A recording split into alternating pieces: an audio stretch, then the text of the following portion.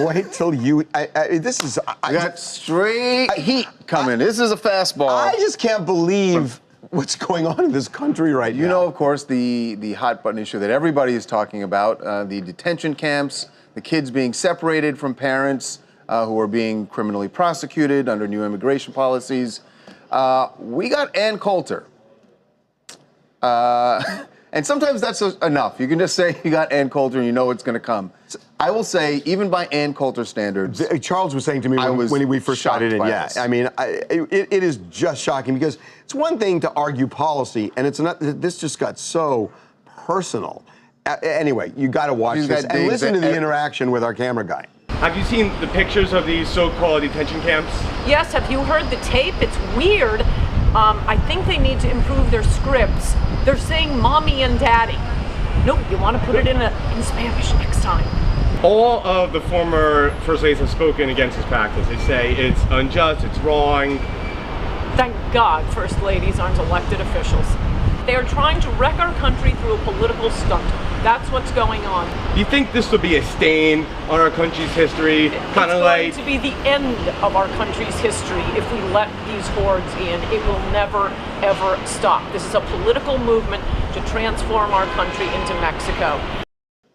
Okay, so I mean, look, takes a shot at innocent kids, takes a shot at first ladies. Because Laura Bush just the other day had a op-ed that she wrote for the Washington Post. Well, they all did. I mean, well, no, they've all come out, but Laura Bush wrote this op-ed. The rest of them have not gone that extensively, and it was a big deal because Laura Bush is the only living Republican former first lady, and all the other Democratic first ladies also came out, obviously, in opposition to this. So it's a big deal. And Laura's from Texas, and exactly. so she wrote from a perspective of living in a border state. That's right. That's right.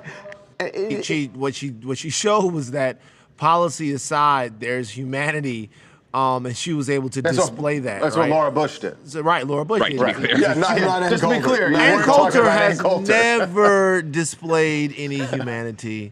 I've never heard it from her. And I guess that's the thing that really strikes me about this, that whichever side you come out on in immigration, whether you believe that, it needs to be reinforced, the whole thing, it almost doesn't matter that when kids get separated from their parents, forgetting about everything else, that's objectively bad. But I mean, the whole Trump administration is arguing against that, and so is the apparatus over at certain different media outlets and stuff like that. They're all arguing against that. They're arguing that we're not seeing the forest for the trees, and that separating these children from their parents is just a function of the fight against immigration. Well, no, but what I'm saying to you is that let's say that's true.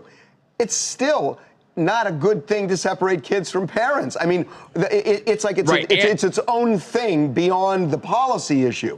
And how do you argue? How do you just turn a blind eye to that from the kids' perspective? Well, Ann's turning a blind eye to that by saying that these are quote unquote crisis actors, right? This thing that we now hear anytime that there is some sort, whether it's a shooting and now whether Parkland, we have this, right? Yeah. So they're saying that they're crisis actors, and she's saying the evidence is that there's apparently footage of them saying mommy and daddy. Which, by the way, there's footage of them saying mama, and mama is the same in English and in Spanish. You know what's frustrating about this is people are outraged, and rightly so. But I feel like either people don't believe what they hear, or they don't want to listen to these people when they talk. This is not out of the ordinary or out of kind for anything we've heard from the Trump administration, either on the campaign trail or in his first year and a half in office. And this is certainly not out of character for Ann Coulter. Not even a little bit. Yeah. So all of these people have been beating these drums for a long time. Now they're in power. Now we get to see the sort of human cost of putting them in power. This is Carla from Fremont, California. I think the sad part is that there are still people that listen to commentators like Ann Coulter. She clearly doesn't have a grip on reality, and the people that believe what she is saying are the ones that scare me. See, I think I disagree with you. I think it's important to hear both sides. And sometimes when you hear something extreme like that, it actually, there's something useful that comes of it. You think, oh my God. Do you think Ann Coulter sways anybody's the other belief way on this? I think against it. I think she sways the other way because I think when you hear it, it just to me sounds so callous. Right.